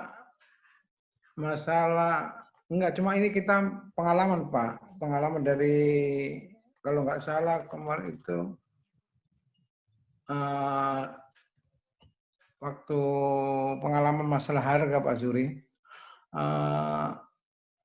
apa yang kita siapkan untuk bahwa itu harga betul-betul itu sama, tidak ada rekayasa, tidak ada yang penting gimana pemeriksa itu gimana itu setelah ada Pak Sudi ya siapkan waktu itu nih dan darurat ini, keadaan darurat ini. Makasih Pak Sudi. Putus Pak Purnomo. Itu. Atau Oke. Ya, saya bisa menangkap. Sekarang boleh. Oke. Problem terbesarnya. Oh ya, bisa menangkap ya. Jadi problem apa yang kita butuhkan, sejenis apa, file apa, Pak Pur. Ya. Problem terbesarnya adalah bagaimana meyakinkan auditor, kan seperti itu. Apa yang harus kami lakukan? Ya. Jadi tidak ada satu aturan pun yang baku untuk bisa meyakinkan auditor, Pak, kecuali mandiri kita sendiri. Nah, jadi auditor itu memang tugasnya bertanya, Pak. Jadi kita pun tugasnya adalah menjawab. Jangan sampai auditor datang di hati kita itu sudah ada perasaan marah, rasa tidak suka dan sebagainya. Jangan, biasa saja. Karena beliau memang melaksanakan tugas. Yang harus kita lakukan adalah tugas kita, yaitu menjawab. Nah, seperti itu. Jawaban saya adalah bagaimana semua yang saya lakukan itu yang pertama memang sudah benar. Benar itu artinya saya memang mencari menganalisa pasar, mulai mencari informasi, data, kemudian menganalisa, dan seterusnya. Itu yang pertama. Yang kedua, saya mendokumentasikan seluruh apa yang saya lakukan. Sehingga yang bicara terhadap auditor itu bukan saya, bukan bibir saya, tetapi adalah data saya, dokumen saya. Baru kalau perlu penjelasan, itu saya tambah dengan penjelasan saya. Kebanyakan dari kita, kalau diaudit, itu yang menjawab adalah bibir kita dulu, mulut kita dulu. Data baru kita carikan nanti kalau masih kurang yakin. Nah, itu adalah menurut saya metode yang salah. Jadi kita siapkan seluruh dokumentasi pendukung yang sudah kita laksanakan biar dibaca. Nah, alurnya sudah pasti pada tanggal sekian, berkomunikasi dengan ini, hasilnya ini, buktinya ini, dan seterusnya, dan seterusnya. Itu saya pikir sebagai bahan penjenengan untuk menjawab seluruh pertanyaan dari auditor. Nah, jadi kita pede aja, kita yakin saja. Mohon maaf, kita jangan terlalu alergi dengan auditor, jangan terlalu takut juga, karena kita melaksanakan pengadaan barang jasa itu bukan untuk memuaskan auditor, kan bukan. Tujuan kita adalah mendapatkan barang jasa yang value for money. Nah, untuk bisa memastikan orang lain itu percaya kita itu telah melakukan dengan benar, itulah data dukung itu kita berikan. Jadi mohon maaf Pak Abdul Wahid, fokus kita bekerja bukan karena auditor, bukan. Jadi auditor itu memang tugasnya bertanya apakah kita sudah melaksanakan tugas dengan benar dan sebagainya, dan itu kita jawab dengan data. Kalau data masih belum cukup, baru dijelaskan dengan kalimat, kata-kata, dan sebagainya. Insya Allah Bapak, kalau Pak Pur sudah melaksanakan itu, mulai A sampai Z, runtut, kemudian ada bukti-bukti dari seluruh yang kita lakukan, maka tidak banyak auditor yang ditanyakan. Mungkin seperti itu.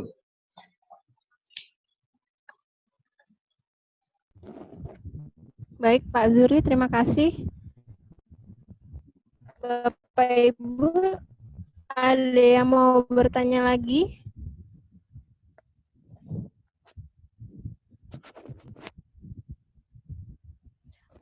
Pak Zuri tadi di grup WA itu juga ada yang minta di-share contoh surat pernyataan kewajaran harga, kemudian contoh surat pernyataan dan penyedia sanggup bertanggung jawab. Nanti mungkin bisa di-share di grup setelah selesai kelas online ya Pak Zuri ya. Untuk Bapak Ibu sekalian, ini apa yang saya sudah lakukan, barangkali nanti bisa dikoreksi juga kalau ada kekurangannya. Siap saya share, jadi bentuk surat pesanan yang sudah saya buat seperti apa, contoh perintah dari PA KPA kepada PPK, kebetulan saya hari ini sebagai PPK, seperti apa, surat pernyataan dari penyedia yang sengaja saya buatkan, itu seperti apa, dan tidak kalah pentingnya Bapak Ibu, di dalam Perlem 13 itu, dalam pengadaan darurat, kita semua harus menandatangani fakta integritas loh ya. Jadi, kita sebagai PPK, sebagai PA, KPA, dan penyedia harus menandatangani fakta integritas. Nah, itu jangan sampai lupa, itu sebagai ya menjawab Pak Pur tadi, sebelum auditor bertanya, kita sudah tunjukkan dulu, ini saya punya fakta integritas, ini penyedia sudah punya pernyataan bertanggung jawab harga, kewajaran harga, dan seterusnya, dan seterusnya. Nah, nanti pertanyaannya tidak menjadi melebar dan banyak ketika secara administratif bisa kita cukupi sebelumnya. Tapi mungkin memang tidak sempurna, dan saya akan sangat berterima kasih kalau ada masukan dan sebagainya, sehingga ke depan akan semakin bagus. Terima kasih. Mungkin ada masukan dari para senior, tidak harus bertanya, ini mohon maaf pada para senior. Silakan. Baik. Mungkin ada yang mau menambahkan?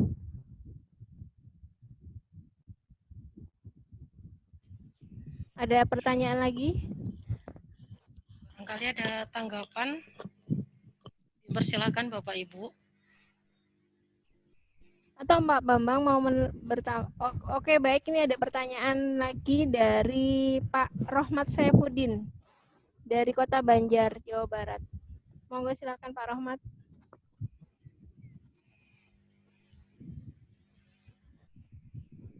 Pak Rohmat suaranya belum keluar, Pak.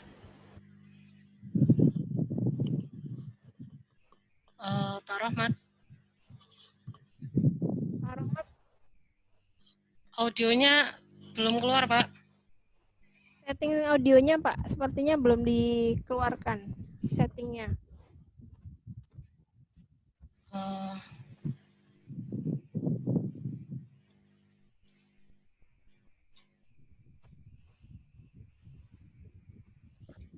Pak Rohmat.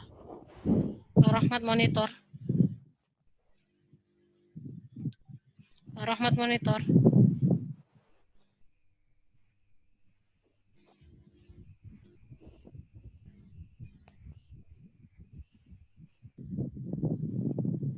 Pak Rohmat, mohon maaf. Kesulitan ya, Pak?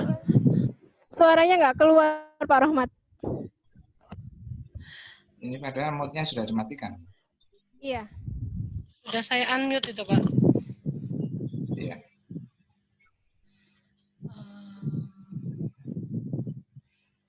Atau melalui chat, bagaimana? Kalau dirasa suaranya belum keluar.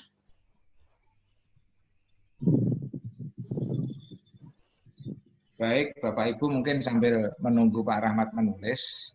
Sekali lagi, tantangan terbesar saat ini untuk pengadaan alat kesehatan dalam rangka penanganan COVID-19 ini adalah yang pertama harga, yang kedua ketersediaan. Nah, tetapi sebagaimana yang ditegaskan di dalam surat edaran KPK, Bapak Ibu yakinkan harga itu tidak berdiri sendiri. Harga dalam kondisi sekarang paling tidak menurut SE KPK tadi dipengaruhi dua hal. Yang pertama adalah kualitas, di mana alat kesehatan itu harus mempunyai standar kualitas tertentu. Yang kedua adalah waktu. Nah, berdasarkan pengalaman di lapangan, day per day, hari per hari, bahkan dalam satu hari pun harga itu bisa berubah-ubah. Nah, untuk itu jangan membuat ini kita menjadi ketakutan. Tetapi yang ingin saya sampaikan, kita merekod, kita merekam, mendokumentasikan harga itu memang dari waktu ke waktu. Tanggal sekian, jam sekian, siapa yang bicara, siapa yang menawarkan, kita catat. Kalau ada bukti WA dan sebagainya, kita screenshot, kita cetak. Dari siapa, tanggal berapa, jam berapa, harganya berapa, itu kita buktikan. Nah, itu menjadi justifikasi kita, walaupun harganya 10 kali lipat, 20 kali lipat pun tidak apa-apa. Karena kita butuh. Dan kita tidak ada niat jahat untuk melambungkan harga. Nah, tapi bagaimana kita tidak disangka, tidak diduga kita melambungkan harga, yaitu tadi buktinya. Kita harus bisa membuktikan bahwasanya kita telah melakukan upaya bertanya dari waktu ke waktu dan data itu kita dokumentasikan. Kalau nanti diaudit, terus kemudian auditor itu membandingkan kondisi sekarang dengan kondisi normal, kita sebagai BPK harus menyampaikan keberatan kita. Itu tidak sebanding, tidak apple to apple. Sekarang kondisinya abnormal. Bapak mengaudit kondisi normal. Bapak tidak berada di ruang yang sama dengan kondisi saya. Nah, itu yang harus kita yakinkan. Sehingga jangan kita berputus asa, terus menggerutu, terus tapi tetap kita yakinkan. Kondisi saat ini adalah tidak normal. Dan itu harus kita potret. Ketidaknormalan itu harus kita potret, Bapak. Misalkan ketidaknormalan itu berupa kelangkaan. Berapa banyak penyedia yang menolak, tidak mampu untuk menyediakan dan sebagainya, kita potret. Yang kedua harga. Kita potret, ternyata harga itu berubah dan semakin hari semakin tidak menentu. Nah, seperti itu. Ini dari saya yang bisa saya sampaikan sebagai kesimpulan kalau memang tidak ada lagi yang didiskusikan. Begitu, Pak Zuri. Yep. Pak Zuri, ini Pak Rohmat masih di chat atau bagaimana ya? Kami tunggu ya Pak Rohmat. Sementara ini mungkin ada tanggapan dari Pak Bambang, Pak. Pak Suharsono Bambang, monggo. Terima kasih. Bisa didengar suara saya? Bisa Bapak, silakan. Ya, saya melengkapi aja Pak Zuri dan teman-teman lainnya. Bahwasanya kejadian sekarang ini adalah penanganan keadaan darurat.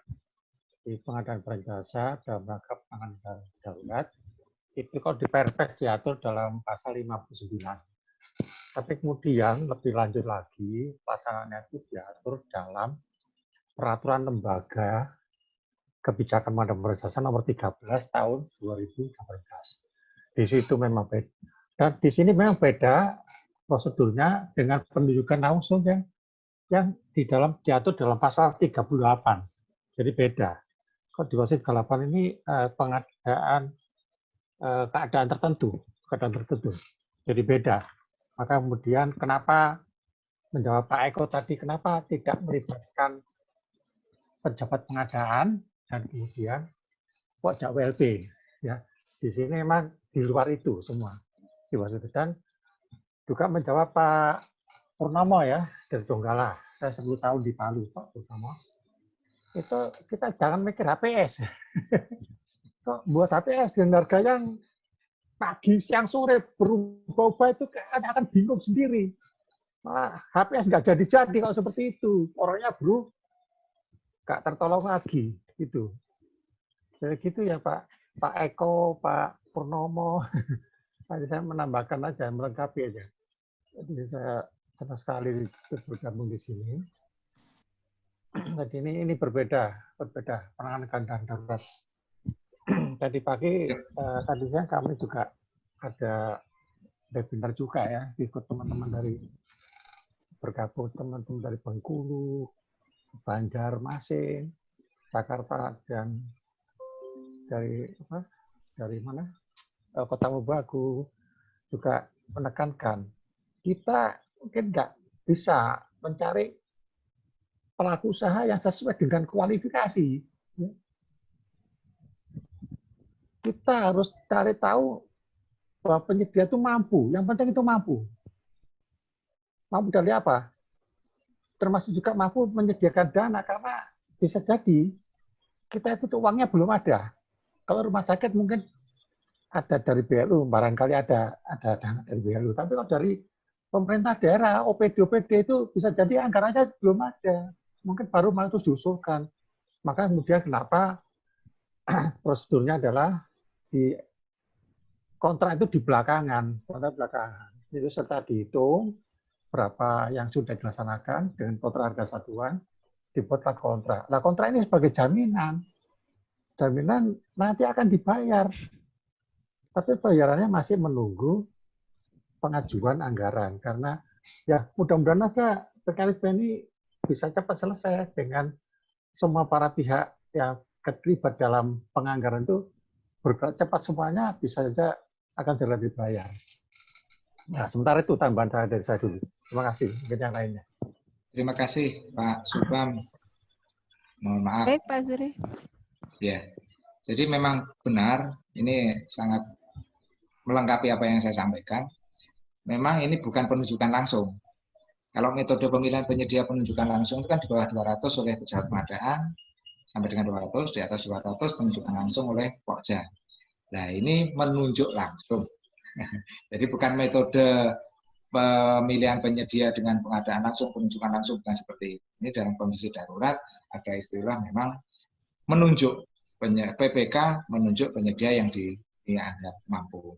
Terima kasih Pak Bambang masukannya. Saya langsung ke chat. Ini ada Pak Rahmat Saifuddin. Baik, saya mau via chat. Yang ingin saya tanyakan perihal langkah-langkah kepala daerah.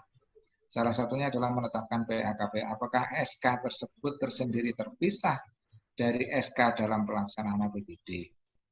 Yang kedua adalah fungsi APIP dalam penanganan darurat adalah mengawasi dan memberikan pendampingan dari mulai proses sampai dengan pembayaran, bukan hanya mengaudit saja. Terima kasih. Ya, terima kasih Pak Rahmat. memang kalau PA, pejabat pengadaan, itu kan ex officio kepala satker. Mau tidak mau, suka tidak suka, kalau menjadi kepala dinas ya beliau itu adalah pengguna anggaran. Di beberapa daerah, bupati, gubernur, bupati yang saya tahu katanya membuat SK setiap tahun mengangkat PA. Itu menurut saya tidak perlu. Dalam Undang-Undang Keuangan Daerah kan kepala satker itu sebagai pengguna anggaran. Tetapi kalau KPA, dalam hal KPA belum ada, itu kepala daerah salah satunya yang harus mengadakan kalau memang diperlukan. Kalau KPA tidak diperlukan, ya biar PA saja yang menjalankan fungsi dan tugas tadi. Tapi kalau dianggap KPA itu dibutuhkan, dan karena anggaran darurat ini mungkin tiba-tiba, tadinya itu belum direncanakan, ya diisi dulu pelaku pengadaan yang belum ada. Salah satunya adalah misalkan KPA. Di beberapa daerah KPA ini masih diangkat setiap tahun. Nah, padahal itu sudah tidak efektif lagi dan tidak diperlukan. KPA itu ya diangkat sekali sampai nanti kapan dia selesai, pensiun, pindah, dan sebagainya. Jadi itu tidak perlu setiap tahun seperti itu. Termasuk PA, KPA mengangkat PPK. Kalau memang PPK sudah ada, ya tidak perlu membuat SK.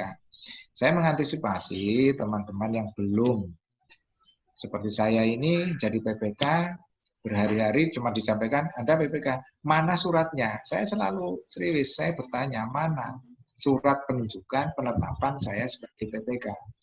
Karena kalau saya belum pegang itu, terus saya sudah menjalankan pekerjaan, ya berarti saya berada dalam posisi yang tidak benar. Itu harus ditegaskan bahwasannya memang penugasan itu secara legal formal ada. Yang kedua terkait dengan APIP, saya setuju. Jadi memang berdasarkan surat edaran dari BPKP itu, memang yang pertama APIP itu melakukan pendampingan, yang kedua melakukan review. Mungkin yang saya alami aja ini, APIP belum bisa berkoordinasi dengan saya, padahal saya sudah jalan. Nah ini kesalahan sebenarnya, karena berdasarkan SE tersebut, APIP itu memang ditugaskan untuk melakukan pendampingan. Dan kemarin APIP saya sudah via telepon menyatakan, Bapak saya ini harus mendampingi, terus kemudian harus mereview. Bagaimana? Ya silakan. Saya lebih senang didampingi daripada saya nanti salah. Baru ketahuan, sebaiknya sebelum saya salah, saya sudah diingatkan. Nah, saya akan patuh, akan taat dari peringatan APIP, dan itu menjadi dokumen saya. Nanti kalau diaudit, ini loh Pak, saya dalam perjalanan sudah diawasi oleh APIP. Saya sudah dinyatakan salah, kemudian disuruh benarnya begitu saya lakukan. Itu saya akan sangat berterima kasih. Sehingga nanti kalau ada audit, saya lebih ringan bagaimana saya menjawab, karena di perjalanan saya sudah didampingi oleh APIP. Termasuk nanti APIP itu mereview harga. Apakah dalam pandangan APIP harga yang dibayarkan sesuai dengan kewajaran harga atau tidak. Itu menjadi kewenangan APIP untuk melakukan review terhadap pelaksanaan pengadaan barang jasa yang saya lakukan. Mungkin itu Pak Rahmat. Pak Zuri, ada pertanyaan lagi dari Bu Ani di chat. Mungkin ini pertanyaan terakhir ya Pak Zuri, karena tinggal 8 menit lagi, nanti Bapak langsung penutupan saja. Ya, terima kasih. Bu Ani, untuk darurat ini nggak perlu input sirup dulu, nggih. Wah, begini Bu, saya melakukan penunjukan itu kemarin sudah bertanya kepada bagian perencanaan saya. Ini sirupnya gimana? Masih proses. Ini pengalaman saya, kalau salah nanti mohon dikoreksi. Tapi kalau saya menunggu sirup itu selesai dan diumumkan, penyedia saya sudah lari semua, saya tidak akan dapat barang apa-apa. Nah, saya hanya ingin meyakinkan kepada teman-teman penganggaran, kira-kira seminggu setelah PO saya buat, barang akan datang. Saya minta nanti barang datang, uang itu sudah siap. Nah, beliau koordinasi dengan bagian keuangan di Pemda, menyatakan Oke. Dan alhamdulillah pada saat PO saya buat itu sirup belum diumumkan. Tetapi itu sudah berlaku, Bu. Karena apa? Ini kan non elektronik. Kalau paket itu elektronik tidak ada kode RUP pasti tidak bisa dijalankan. Nah, karena ini kondisinya kondisi serba darurat, serba ini cepat dibutuhkan, saya mengambil keputusan untuk cepat mengikat penyedia dengan harga, dengan volume, waktu sesuai dengan kebutuhan. Tapi saya yakinkan juga di sisi internal saya, pada waktu barang dikirim, bagian keuangan sudah siap untuk mencairkan anggaran. Mungkin itu, Bu Ani. Terima kasih. Luar biasa pertanyaannya.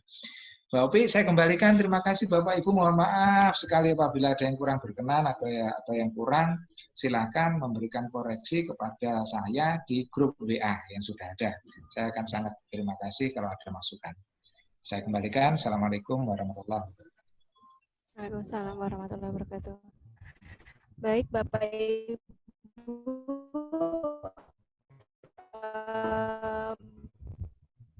demikian penutupan dari Pak Zuhri. Sebelumnya kami ingin sertifikat online bagi peserta yang memang sudah login pada jam ini, jadi dari jam 1 sampai jam 3. Tapi menunggu sampai sesi 2 berlangsung besok, karena kebetulan karena banyak yang peminat, maka kelas ini kami bagi 2, jadi hari ini dan besok. Selain sertifikat online, kami juga akan share rekaman dari ke kelas online hari ini. Jadi setelah semua di-share, Bapak Ibu bisa live group, tapi nanti akan kami infokan. Kalau misalnya yang perlu kami share, sudah kami share semuanya. Baik, terima kasih atas partisipasi Bapak dan Ibu untuk kelas online hari ini. Kami atas nama panitia dari IAPI Jatim, mohon maaf jika ada kekurangan dan kehilafan. Jika ada yang ingin ditanyakan, dan mungkin nanti materi-materi yang akan di-share oleh Pak Zuhri di grup WA ya Pak ya. Jadi semuanya akan di-share sama Pak Zuhri di grup WA. Bapak Ibu bisa mulai live dari sekarang. Maksud saya live Zoom-nya bisa di live dari sekarang. Untuk grup WA-nya menunggu sertifikat online-nya kami bagikan. Terima kasih. Mohon maaf sebelumnya. Wassalamualaikum warahmatullahi wabarakatuh.